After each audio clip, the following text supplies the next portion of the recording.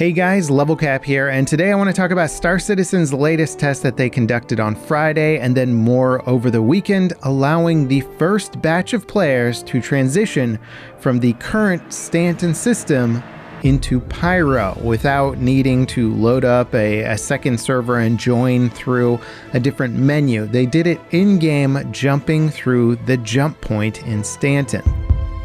This is a huge achievement for Star Citizen because it's the first time players have transitioned from one server to another via a jump point. CIG has been ramping up their server meshing tech testing, with the first few tests being around server crash recovery, where players would load into a server, they would intentionally crash the server and then recover the server, which is a huge deal for the game. Now they're finally testing moving players from one server to another using the in-game jump point mechanic. This is necessary technology to expand the universe of Star Citizen, and the fact that they're testing it now is very encouraging and leads me to believe that they might actually hit their goal of getting this into players' hands as a live patch later this year with the addition of Pyro. Over the weekend, CIG expanded this test even further by increasing the server shard size to 400 players, which was a record for the game. And from what I hear, it wasn't particularly stable, but I think CIG was testing this more to find breaking points with the system rather than expecting it to run stably. Now, despite this test being conducted with the Evocati test group, which has generally been an NDA'd behind closed doors testing experience, the new policy from CIG is that Evocati test members can basically talk about these tests. The patch notes are now public, but the footage of it cannot be shown off yet. And that's probably for the better, considering that with this jump point test, many of the visuals were held back. So the jump gate itself was represented by like a tiny little glowing sphere, but apparently that is not what it's supposed to look like. And the transition of going through the tunnel from Stanton to Pyro, which has been shown off in the trailers to look very cool and has this sort of metallic-like appearance to it, that was just gray box for now. And then apparently the jump gate on the Pyro side of this jump was also not properly textured or lit, so it was very dark and players couldn't see anything properly. So the footage of this test probably wouldn't have been anything impressive, and I understand why CIG wants to hold back the footage since it's really not a good representation of what they want it to look like. Now, as for the jump mechanic, players now have a new jump drive, which is different from your quantum drive in the game. The jump drive, once you're within, I believe, around 15 kilometers from the jump point, you have to align your ship properly. Allegedly, you're supposed to be able to do this with some degree of inaccuracy, but apparently during the testing, if players were even marginally off from the alignment point, the jump gate would throw players back. Quite comically, I think you could be thrown back like 50 kilometers from the actual jump point, which is kind of wild.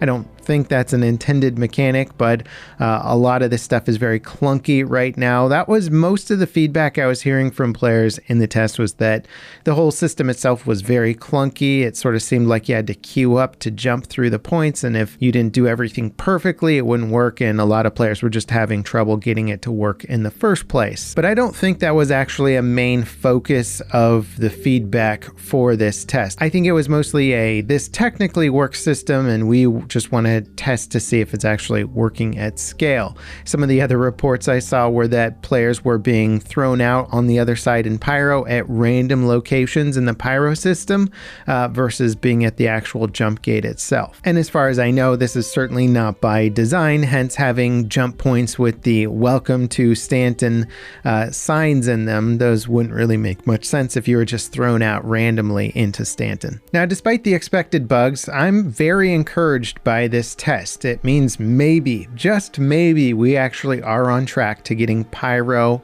into the game as a traversable system by the end of the year. Pyro and Star Citizen's major 4.0 update has been delayed multiple times now, but it seems like CIG is actually in the testing phase. They're testing the mechanics and the features that they need in order to get this working in game. So that's very encouraging. We haven't been there before. Now, in the meantime, the details of the 3.23 patch keep growing. This is the next patch that is allegedly coming out in Q2 2024. So sometime within the next 3 months, we can expect this patch, probably towards the end of the next 3 months would be my guess. But one of the cool features that was recently added to this patch was image upscaling. That's right, DLSS, FSR, and an in-house TSR solution. This could be a huge gain for players in terms of just upping your overall frame rate. Now, the only problem is that most things in Star Citizen are CPU bound. So while DLSS 2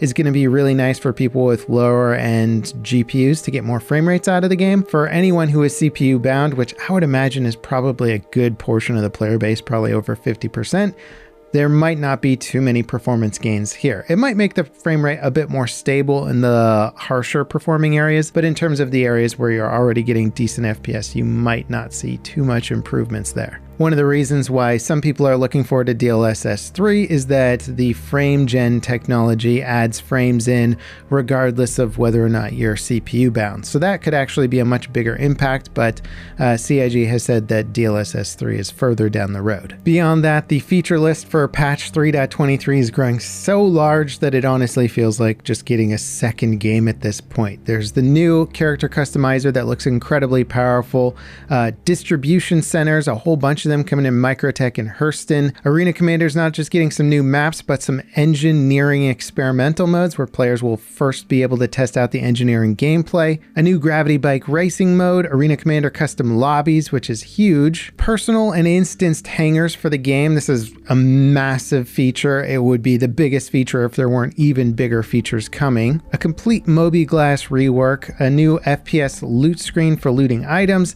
the new FPS map system, new cargo hauling missions. I've been waiting on these forever. Very excited to try those out. A new Blockade Runner dynamic event. Complete new heads-up display rework, a brand new player interaction system, the new EVA mechanics where you fly through space head first and can shoot and do all these cool things, a major update to the reputation system that's going to affect much more of the game, a star map rework, which is probably the #1 item on many players' lists and will be one of the biggest quality of life updates, a new item bank and unique item recovery for players who have a lot of bespoke items attached to their accounts. There should be a way to get them back now if you lose them in game.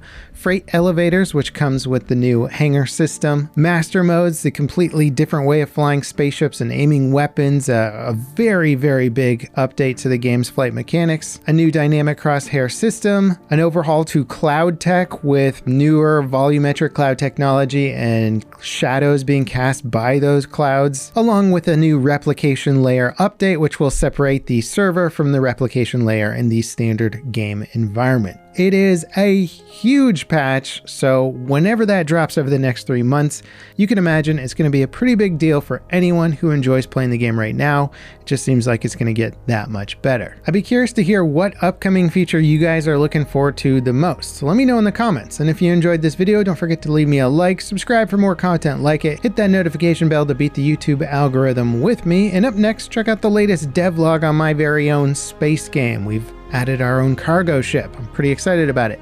As always, guys, thank you so much for watching, and I'll see you next time. This is Level Cap, signing off.